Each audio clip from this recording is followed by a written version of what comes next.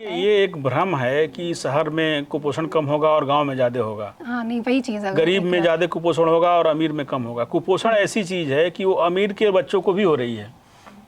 तो उसका कारण ये है कि जो बिहेवियर है खाना खाने का, वो फॉलो नहीं हो पा रहा है। सहजन बहुत महत्वपूर्ण है और उसका फली के साथ साथ सहजन की पत्ती जो है वो भी बहुत ही फायदेमंद है। नमस्कार दर्शकों, हम नागरिक देख रहे हैं आप और मैं हूं आपके साथ प्रीति कश्यप। इस वक्त हमारे साथ बातचीत करने के लिए है बाल विकास मंत्रालय के जिला कार्यक्रम सह अधिकारी हेमंत सर। सर आपका बहुत बहुत स्वागत है हम नागरिक न्यूज़ में। धन्यवाद सर, जब कोरोना की सेकेंड वेव आई थी तो प्रधानमंत्री नरेंद्र मोदी ने एक वोकल फॉर लोकल का एक टैगलाइन दिया था, जिसको आप लोग का जो ये पोषण माह है इसमें आप लोग इस चीज़ को फॉलो करते हुए देखे हैं। तो इस पोषण माह के बारे में हमें बताइए कि आप लोग सितंबर में पोषण माह मनाए, किस तरह से आप लोग जगह जगह जाकर कैसे कैसे आप लोग काम किए। देखिए, पोषण माह हम लोग हर साल के सितंबर माह को मनाते हैं और ये माननीय मोदी जी ने जो स्टार्ट किया था, प्रधानमंत्री जी ने, उसी को हम लोग आगे बढ़ा रहे हैं। और ये चौथा माह है, एक तरह से देखा जाए तो चतुर्थ पोषण माह है। इसमें हम लोगों ने जो हमारा ये टैगलाइन है इस बार का, वो क्षेत्रीय भोजन की तरफ ही हम लोग का प्रयास है। इसमें कुपोषण छोड़ पोषण की ओर, थामे क्षेत्रीय भोजन की डोर। तो जो क्षेत्रीय भोजन है जो हमको उपलब्ध है यहाँ पे, जैसे पालक है, गुड़ है, चना है, ये सब चीज़ें जो उपलब्ध हैं उसके माध्यम से ही जागरूक करें लोगों को कि वो खाएं और उससे जो है वो कुपोषण दूर होगा और लोग स्वस्थ रहेंगे। तो कुल मिलाकर के हम लोग 4 सप्ताह में ये माह मना रहे हैं और इसमें जो है योग पे ध्यान दिया जा रहा है, क्षेत्रीय भोजन पे ध्यान दिया जा रहा है और पोषण वाटिका बनाने का हम लोग प्रयास कर रहे हैं कि पोषण वाटिका एक बनाया जाए जिसमें जो साग सब्जी और फल हैं, जो पोषक तत्व जिनमें हैं, वो उनमें लगाया जाए और उसको वो लोग खुद सेवन कर सकें। स्कूल में, आंगनबाड़ी केंद्र में, या जिसके पास व्यक्तिगत जगह है उसका भी यूज करके पोषण वाटिका लगाने की बात हो रही है। और सैम मैम बच्चों का चिन्हांकन कर रहे हैं हम लोग, इसके माध्यम से उनको जो है संदर्भन कर सकें उनका, और स्वास्थ्य विभाग के माध्यम से उन बच्चों की देखरेख की जा सके। सर, अभी आपने सैम मैम बच्चों का जिक्र किया था, थोड़ा इसके बारे में हमें बताइए हमारे दर्शकों को। देखिए, ये सैम मैम बच्चे का जो सैम है उसका पूरा अगर जो हम लोग एलोबरेट करें तो सीवियर एक्यूट माल न्यूट्रिशन बच्चे होते हैं, वो माल न्यूट्रिशन बच्चे होते हैं। उसी तरह से मैम में मॉडरेट एक्यूट माल न्यूट्रिशन होता है। तो इसमें बच्चा जो है बहुत ही गंभीर कंडीशन में पहुंच जाता है और ये हम लोग जो इसका जो चिन्हांकन करते हैं वो उम्र और उसके हाइट के हिसाब से जो है वो चिन्हांकन किया जाता है। तो इसमें जो है जो बच्चा अगर जो चिन्हांकित कर लिया गया सैम में, इसका मतलब वो बहुत ही ख़राब कंडीशन में है, उस पर बहुत ध्यान देने की ज़रूरत है और उस पर हम लोग स्वास्थ्य विभाग के माध्यम से जुड़ करके उसका प्रबंधन भी करते हैं। और अगर जो बच्चा सैम है तो उसको जो है एनआरसी हमारे यहाँ मेडिकल कॉलेज में खुला हुआ है, एनआरसी में उसको भर्ती कराते हैं। 14 दिन बच्चा वहाँ रहता है एनआरसी में और वो स्वस्थ होकर के फिर आ जाता है। और उस समय अब जो उनके साथ एक अटेंडेंट होते हैं उनको भी 100 रुपया प्रतिदिन के हिसाब से दिया जाता है। तो एनआरसी के माध्यम से सैम बच्चों का भी हम लोग प्रबंधन कराते हैं और जो MOIC हैं हमारे स्वास्थ्य विभाग के माध्यम से, उनके माध्यम से भी प्रबंधन कराया जाता है। इस बार जो आपका पोषण माह था, आपने उसको लोकल टच दिया था।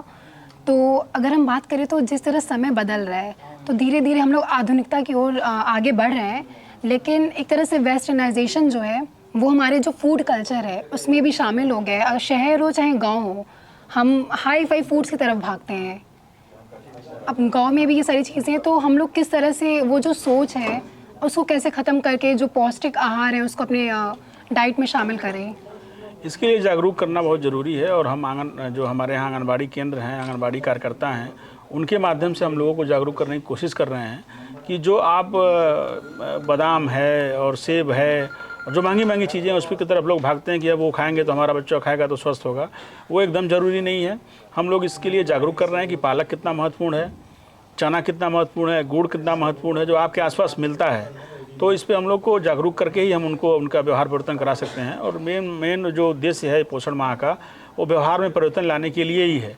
इसके लिए हम लोग हमारे सुपरवाइजर और CDPO जो हैं वो गांव-गांव में जाकर खुली बैठकें कर रहे हैं और इन सारी चीज़ों पे वो चर्चा कर रहे हैं। हम कहीं ना कहीं देखते हैं कि गांव में जो शिक्षा का अभाव है उसकी वजह से ये जो सारी बीमारियां हैं वो जिम्मेदार हैं कहीं ना कहीं से। लेकिन शहर में भी कहीं ना कहीं लैक ऑफ एजुकेशन है कि लोगों को नहीं पता है कि अपने डाइट में उनको किस तरह की चीज़ों को शामिल करना चाहिए। सर, उसके बारे में बताइए थोड़ा। उसके लिए हम लोग विशेष तौर पे ये अभियान चला रहे हैं और इस अभियान के माध्यम से और इस अभियान के बाद भी, पोषण माह के बाद भी हम लोग ये प्रयास कर रहे हैं कि कि हमारी आंगनबाड़ी कार्यकर्ता जो हैं वो घर घर जाती हैं और लोगों की काउंसलिंग करती हैं। सर शहर में बहुत इनएक्टिव दिखता है ये चीज़, अगर गांव में आप लोग करते हैं तो शहर में मतलब कम देखने को मिलता है। नहीं, शहर में भी ये काम हो रहा है, लेकिन थोड़ा सा गति इसको बढ़ाने की ज़रूरत है। हम लोग बढ़ा रहे हैं उसको, और शहर में हम लोग ये प्रयास कर रहे हैं कि शहर तक लोगों को पहुँचे, क्योंकि उनके पास संसाधन बहुत सारे हैं, मार्केट में मिल जा रहे हैं, तो वो उसका प्रयास नहीं कर रहे हैं। जो हम लोग को पौष्टिक है और जो ताज़ी चीज़ें हैं उसको खाने का प्रयास कम कर रहे हैं, और पैकेट की चीज़ें खाने पे ज़्यादा विश्वास कर रहे हैं। लेकिन हम लोग उस पर उनको जागरूक करने की कोशिश कर रहे हैं। शहर में समस्या है, शहर में जगह की भी कमी है, पोषण वाटिका या साग सब्जी खुद नहीं लोग लगा सकते हैं, तो साग सब्जी खरीद के ही खाना है। और वो जो सस्ती चीज़ें दिखती हैं कि ये साग सस्ता है सीज़न के समय में, फल सस्ते होते हैं सीज़न के समय में, जैसे अमरूद है, विटामिन सी की प्रचुर मात्रा है उसमें, खाना चाहिए। विटामिन सी किसी भी रोग को से लड़ने के लिए पर्याप्त ज़रूरी चाहिए आपके शरीर में। तो इस तरह से हम लोग जागरूक कर रहे हैं, और जागरूकता के माध्यम से ही ये जो है हम लोग इसको पोषण को दूर कर सकते हैं, इसका प्रयास चल रहा है। अभी हाल ही में आपने बताया कि पोषण ट्रैकर ऐप आप लोग ने लॉन्च किया है, सर वो किस तरह से वर्क करेगा, उसके वर्किंग के बारे में हमें बताइए थोड़ा। देखिए, अभी तक हम लोग की जो आंगनबाड़ी काम करती थी वो रजिस्टर के माध्यम से काम कर रही थी, और रजिस्टर पे सारी चीज़ें दर्ज करती थी। उसके लिए एक ऐप डिज़ाइन किया गया है उत्तर प्रदेश सरकार द्वारा, और वो पोषण ट्रैकर ऐप के नाम से वो फेमस है, और उस पर हम लोग काम कर रहे हैं। उसमें आप जितने भी आपके लाभार्थी हैं आंगनबाड़ी के, उन सब वो अपना उसमें दर्ज करती हैं। जितने सैम में बच्चे हैं, रेड कैटेगरी के बच्चे हैं, और क्या क्या पुष्टाहार डिस्ट्रीब्यूशन कर रही हैं, क्या गतिविधि कर रही हैं, वो सारा जो है उस ऐप के माध्यम से डाउनलोड किया जाएगा उसमें। और उसका जो है हम लोग CDPO के लेवल पे, हमारे लेवल पे, यहाँ DPO के लेवल पे और शासन लेवल पे भी उसका देख किया जा सकता है, देख रेख किया जा सकता है कि कितना ऐप डाउनलोड हुआ है, कितना नहीं हुआ है। तो एक अच्छा सिस्टम है ये, और इसके माध्यम से मॉनिटरिंग हम लोग की अच्छी हो जाएगी, और हम लोग का काम की गुणवत्ता में ये अच्छा हो जाएगा गुणवत्ता। सर अभी आपने कुछ देर पहले बताया था कि सहजन की गुणवत्ता के बारे में आपने बात किया था, तो हम चाहते हैं कि आप जो हमारे दर्शक हैं उनके बारे में उनको बताइए कि सहजन कितना इम्पोर्टेंट है। देखिए, सहजन बहुत ही इम्पॉर्टेंट है, और सहजन को यहाँ तक कि डायनामाइट कहा जा रहा है स्रोतों का, और जो एनर्जी का और ये सब चीज़ का। तो इसलिए सहजन बहुत महत्वपूर्ण है, और उसका फली के साथ साथ सहजन की पत्ती जो है वो भी बहुत ही फ़ायदेमंद है, और उसको खाने की विधि भी हम लोग बता रहे हैं। सहजन का पौधा भी दे रहे हैं, हम लोगों ने डिस्ट्रीब्यूट किया है 300 पौधे जो है अभी पोषण माह के शुभारंभ के दिन पे। और जो हमारे DHO साहब हैं उनके माध्यम से हम लोग कोशिश कर रहे हैं कि जितना हम लोग डिस्ट्रीब्यूट करा सके सहजन का पौधा वो कराएंगे। और उसकी पत्ती में भी बहुत सारे पोषक तत्व हैं, तो उसकी पत्ती को खाने की विधि भी हम लोग बता रहे हैं कि छाँव में सुखाना है उसको, और चूर्ण बना करके उसका, और फोर्टिफाइड करने के लिए किसी भी चीज़ में मिला करके, दाल में मिला करके, दही में मिला करके, आटे में गूँथ करके उसका हम लोग सेवन कर सकते हैं, और बहुत ही फ़ायदेमंद होता है। सर कोरोना काल में कोरोना जो महामारी जब शुरू हुई थी तब से बहुत सारी ऐसी एक्टिविटीज़ हैं जो किसी न किसी तरह से डायरेक्ट और इनडायरेक्ट तरीके से प्रभावित हुई थी।